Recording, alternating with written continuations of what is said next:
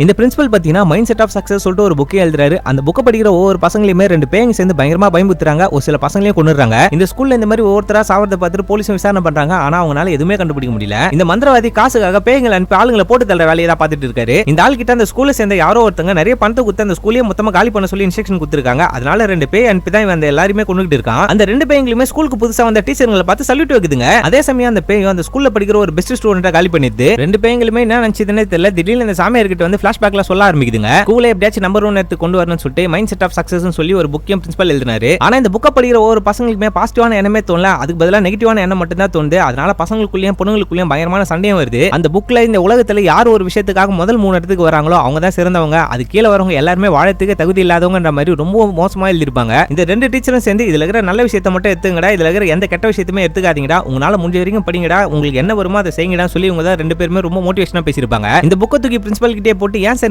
தப்பு தப்பா எழுதுறீங்க, பசங்களோட மனசுல இந்த மாதிரி நஞ்ச விதைக்கிறீங்கன்னு சொல்லி இவங்க ரெண்டு பேருமே சண்டை போடுறாங்க. ஆனா இந்த பிரின்சிபல் இவங்க ரெண்டு பேருமே திட்டி வெளியே அனுப்பிச்சிடுறாரு. இந்த பிரின்சிபல் சும்மா இல்லாம ஸ்கூல்ல இருக்க ஒரு பெஸ்டான 3 ஸ்டூடெண்ட் ஸ்டேஜ்ல ஏத்தி அவங்க 3 பேருமே பாராட்டுறாங்க. அதே சமயம் ஸ்கூலோட 3 போரான ஸ்டூடெண்ட் சொல்லி ஸ்டேஜ்ல ஏத்தி அவங்க 3 பேருமே ரொம்பவும் கேவலப்படுத்துறாரு. இவங்கள வாழ்த்துக்கு தகுதியே இல்லைன்னு சொல்லி அந்த இடத்துல ரொம்ப அவமானப்படுத்தி விட்டுறாரு. அதுல ஒரு பையன் தான் மன உளைச்சி தாங்க முடியாம இறந்து போயிருப்பான். அவன் தான் அங்க பேய வந்து கதையும் சொல்லிருப்பான். இந்த பொண்ணு ஸ்கூலோட டாப்பர் ஒருத்தன் பயங்கரமா லவ் டார்ச்சர் கொடுத்திருப்பான். அந்த பிரின்சிபல் கிட்ட கம்ப்ளைண்ட் கொடுத்தா அந்த ஆள் சுத்தமா கண்டுக்கவே இல்ல. அதனால இந்த பொண்ணு தற்கொலை பண்ணி இறந்து போயிருப்பாங்க. இப்ப பேயவா அவங்க முன்னாடி நின்னுட்டு இருப்பாங்க. இந்த ரெண்டு பேய்களுமே ஸ்டூடெண்ட்ஸ் கிட்ட மோட்டிவேஷன் ஸ்பீச் தான் கொடுத்திருப்பாங்க. அந்த புக்லாம் படிக்காதீங்க, அதுல ரொம்ப விஷயங்கள தப்பு தப்பா இருக்குதுன்னு சொல்லிருப்பாங்க. இந்த பையன் ஒரு பொண்ணை லவ் பண்ணிருப்பான். அந்த பொண்ணு மேல கொஞ்சம் சந்தேகப்பட்டு அந்த பொண்ணையை கொல்றதுக்காக போயிருப்பான். அதனால தான் இந்த பேயா அவனை கொண்டு இருக்கும். பிரின்சிபல் எழுதின புக்கை ஸ்கூல் விட்டு மொத்தமா வெளியே தூக்கி போட்டு எரிச்சிடுறாங்க. இந்த ரெண்டு டீச்சரும் சேர்ந்து ஸ்கூல்ல இருக்கிற மொத்த பசங்களுக்குமே மோட்டிவேஷன் ஸ்பீச் கொடுக்குறாங்க. ஆனா இறந்து போன பையன் பயங்கரமா காண்டாயிட்டு ஸ்கூல்ல இருக்கிற மொத்த பசங்களுக்குள்ளேயுமே ஜாதி கலவரத்தை தூண்டி விட்டுறான். இந்த விஷயம் தெரிஞ்ச 4 பசங்க ஸ்கூல்ல நோ காஸ்ட் சர்டிபிகேட் வாங்கி வந்துடுறாங்க. அதனால ஸ்கூல்ல நடக்க வேண்டிய அந்த பெரிய பிரச்சனை தடுக்கப்படுது. இந்த பேய் பாயும் போலீஸ் அரெஸ்ட் பண்றாங்க. இவனுக்கு காசு கொடுத்து இந்த ஸ்கூல் அழிக்க சொன்ன இந்த ஸ்கூலோட ஓனர் தம்பியவும் அந்த போலீஸ் அரெஸ்ட் பண்ணிடுறாங்க. அவங்க அண்ணன் மேல இந்த காண்ட்ல தான் பேய் அனுப்பி ஸ்கூல் அழிக்க சொல்லி காசு கொடுத்துருப்பான். ஒரு வழியா இந்த ஸ்கூலோட எல்லா பிரச்சனையுமே முடியுது. அப்படியே இந்த படத்தை முடிக்கிறாங்க. இந்த படத்தோட மியூசிக் டைரக்டர் நம்ம இசைஞானி இளையராஜா அவர்கள்.